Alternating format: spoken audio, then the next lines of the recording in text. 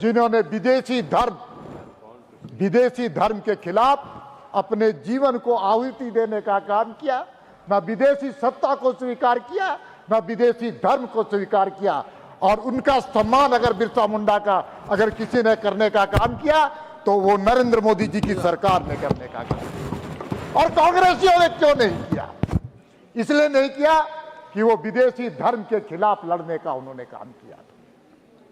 महोदय, मैं कहना चाहता हूं कि आज धरती आबा जनजाति ग्राम उत्कर्ष मिशन के अभियान से जहां 80,000 करोड़ खर्च किए जा रहे हैं, जहां जनमन योजना के माध्यम से जहां आदिम जनजाति समाज के लिए उल्लेखनीय काम किए जा रहे हैं महोदय, और आज हमको फक्र है कि राष्ट्रपति भी हमारी संथाली बहन है और संथाली भाषा में आज संविधान लिखने का काम किया गया। संथाली भाषा में संविधान है, भगवान बिरसा मुंडा का सम्मान है, 140 करोड़ भारतीयों के दिल में विकसित भारत का अरमान है। बहुत बढ़िया महोदय, समय के अभाव है लेकिन मैं 2-3 विषयों को आपके सामने रखना चाहता हूं। देश के आंतरिक सुरक्षा के विषय में नक्सलवाद के बारे में राष्ट्रपति महोदय के अभिभाषण में उल्लेख किया गया है। नक्सलवादी आंदोलन 1967 में प्रारंभ हुआ और वो भी नक्सलबाड़ी स्थान पर प्रारंभ हुआ, और नक्सलबाड़ी आंदोलन का संरक्षण किसके सरकार में हुआ ये सब कोई जानता है। इन्होंने ऐसे 20 वृक्ष पैदा करने का काम किया, उसको बढ़ाने का काम किया, उसमें खाद और पानी देने का काम किया, जो उनके कार्यकाल में 126 जिले प्रभावित हुए, जहां के जिलों के लोगों में जीवन परेशानियों से जूझना पड़ा, उनका जीवन लहूलुहान हुआ। और मैं उल्लेख करना चाहता हूं, केवल इनके कालखंड का, कांग्रेस के कालखंड का महोदय, केवल देश ही नहीं बल्कि इनके शासनकाल में देश की आंतरिक सुरक्षा क्या थी मैं बताना चाहता हूं। मेरी टेलर एक महिला थी जो इंग्लैंड की नागरिक थी, वो भी भारत में आकर के इनके शासनकाल में नक्सलवादी आंदोलन में सक्रिय हुई, और जादूगोड़ा जो सिंहभूम का इलाका है, उस इलाके में यूरेनियम, जो आज यूरेनियम हम जिसको खदान कहते, यूरेनियम माइंस कहते, उसको उड़ाने की साजिश की थी। और वो जेल में जब गई तो उन्होंने एक पुस्तक लिखने का काम किया, और उस पुस्तक का नाम है my years in an Indian prison. और उस पुस्तक को पढ़ने के बाद पता चलता है कि कांग्रेस के कालखंड में भारत में आंतरिक सुरक्षा कितना खतरे में था, ये इस बात का पुस्तक में उल्लेख किया गया। महोदय, मैं उल्लेख करना चाहता हूं, पुरुलिया बंगाल और झारखंड का एकदम बॉर्डर इलाका है। पुरुलिया के इलाके में रात को एक विदेशी जहाज आता है, और विदेशी जहाज आकर के रात के अंधकार में AK-47 और बारूदों का जखीरा फेंक दिया जाता है, और बारूदों का जखीरा फेंका जाता है, और किसके लिए फेंका जाता है? जो देश को टुकड़े टुकड़े करने की साजिश करते हैं। और दुर्भाग्य इस बात का कि कांग्रेस के शासनकाल में वो जहाज भी चला गया, और जहाज में जो अपराधी थे वो विदेश चले गए, उसको पकड़ने का इनके पास कोई जज्बा नहीं था। और आज नक्सलवादी घटना 126 जिले से मात्र 3 जिलों में सीमित है, और इसका श्रेय नरेंद्र मोदी जी और अमित शाह जी को है। अब नक्सलवादी घटना घटता नहीं है। झारखंड के अंदर दिन और रात में लोग आते और जाते हैं। इसलिए प्रधानमंत्री के इन बातों को हम सब लोग, पूरा देश आज उनको आत्मविश्वास का, देश का आत्मविश्वास बढ़ाने का काम किया। अब एक विषय और हम आपके सामने रखना चाहते हैं, और वो है राष्ट्रपति के अभिभाषण में सोमनाथ मंदिर का भी उल्लेख किया गया है। आज से 75 वर्ष पहले, 1000 वर्ष पहले मोहम्मद गजनी ने इसको तोड़ने का काम किया, उसको लूटने का काम किया, और वो लुटेरा लूट करके चला गया। उसको फिर से पुनरुद्धार करने का काम अगर किसी ने किया तो सरदार पटेल और के मुंशी ने करने का काम किया। और जब मंदिर का पुनरुद्धार के लिए उद्घाटन का समय आया तो राजेंद्र प्रसाद इस देश के राष्ट्रपति थे, और राष्ट्रपति महोदय को उद्घाटन के लिए आग्रह किया गया। नेहरू जी ने उनको रोकने का काम किया, जब उनको रोकने के लिए काम किया, लेकिन राष्ट्रपति राजेंद्र प्रसाद वहां जाते हैं और उद्घाटन करते हैं। और जब उद्घाटन करते हैं तो नेहरू जी की सरकार राजेंद्र प्रसाद के भाषण को दूरदर्शन में ब्लैकआउट कर देने का काम करती है। यह उस वक्त का लोकतंत्र की हत्या करने वाले लोग बैठे हैं, राष्ट्रपति के अभिभाषण को ब्लैकआउट कर देना। उतना ही नहीं महोदय, सोमनाथ मंदिर के निर्माण के लिए भारत सरकार से 5 लाख रुपए की अनुदान की राशि दी गई, लेकिन नेहरू जी की सरकार ने जो रोकने का काम किया, उसको जाने नहीं दिया। और उसके बाद 1900, सबसे शर्म की बात है, जहां सोमनाथ मंदिर के लिए 5 लाख रुपए रोकने का काम किया, तो 1959 में नेहरू जी की सरकार ने हज अधिनियम पारित करके हज की यात्रा के लिए 10 करोड़ रुपए की राशि देने का काम किया। इससे बड़ा दुर्भाग्य और क्या हो सकता है महोदय? हम कह सकते हैं कि कांग्रेस की सरकार में जहां विकास अवरुद्ध था, विरासत को पहचानने का काम नहीं किया, और बिरसा मुंडा जैसे हमारे भगवान श्री के नेताओं को, महापुरुषों को भी अपमानित करने का काम किया, क्योंकि वो विदेशी धर्म के खिलाफ लड़ने का उन्होंने काम किया। महोदय, मैं तय कह करके अपनी बातों को समाप्त करने के पहले, टाइम है तो 1 मिनट, इसलिए ये सरकार जहां ये कांग्रेस के लोग जहां विपक्षी गरीबी हटाओ का नारा देते थे, लेकिन कांग्रेस की सरकार ने गरीबों को राजनीतिक प्रयोग करने का काम किया है, औजार के रूप में उपयोग करने का काम किया। गरीबी तो हटाने का काम नहीं किया, बल्कि गरीबों को हटाने का काम कांग्रेस की सरकार ने किया। आज मोदी जी की सरकार में 25 करोड़ लोग गरीबी रेखा से बाहर है, 4 करोड़ पक्के मकान है, 32 लाख मकान तो केवल पिछले साल बने, और 4 करोड़ बहनों को लखपति दीदी बना करके महिला सशक्तिकरण का एक उत्कृष्ट उदाहरण देने का काम किया। बोले जहां आयुष्मान भारत के तहत 11 करोड़ से अधिक लोगों को मुफ्त इलाज, उसी के साथ साथ आयुष्मान आरोग्य योजना और WHO के द्वारा भारत को ट्रेकोमा मुक्त घोषित किया गया। यह देश का मान और सम्मान बढ़ाने वाला काम भारत के प्रधानमंत्री नरेंद्र मोदी जी के नेतृत्व में। चाहे कोई सेक्टर हो, मैन्युफैक्चर सेक्टर हो, चाहे वो इंफ्रास्ट्रक्चर का सेक्टर हो, चाहे सर्विस सेक्टर का सेक्टर हो, सभी में भारत की सरकार ने बेहतर और अच्छा काम किया, जिसका उल्लेख इस सरकार। बस 1 मिनट में अपनी बात को मैं खत्म कर, इसलिए हवाएं कितनी भी प्रतिकूल हो, हम अपना रुख नहीं बदलेंगे। हवाएं कितनी भी प्रतिकूल हो, हम अपना रुख नहीं बदलेंगे। ना थके हैं पांव हमारे, ना हमने हिम्मत हारी है। भारत को विश्व गुरु बनाने का अब हमारी बारी है। धन्यवाद। बहुत बढ़िया। ऑनरेबल मेंबर श्रीमान निरंजन बिशी।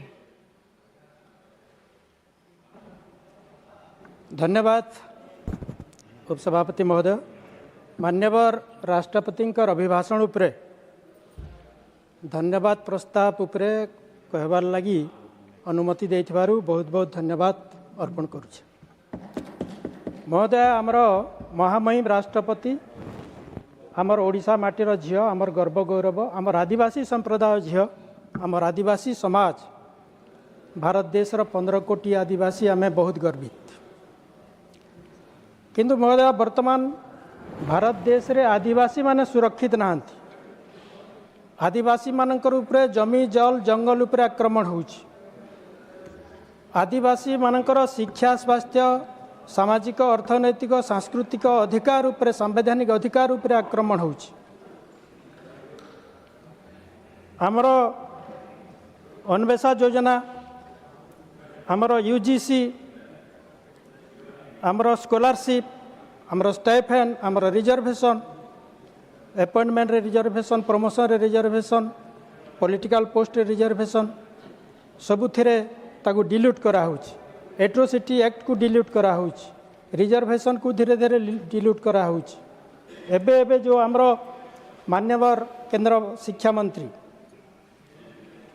बहुत सुंदर व्यवस्था करथिले, बहुत सुंदर आईन आनीथिले यूजीसी से आमर एसटी एससी ओबीसी महिला एमानकर सुरक्षा पाई सेटा से व्यवस्था भारत सारा ताकू स्वागत कला बेले एबे ताकू पुणी रोक लगे दिगला विभिन्न ये तो जोटा आमर महोदय यूनिवर्सिटी रे आमर आदि एसटी एससी लेक्चरर नहांती रीडर नहांती प्रोफेसर नहांती एसोसिएट प्रोफेसर 70% पदवी खाली पड़ी सेटा पूरण पाई यही सुंदर यूजीसी कराई तो सेटा लागू हेबा जरूरी।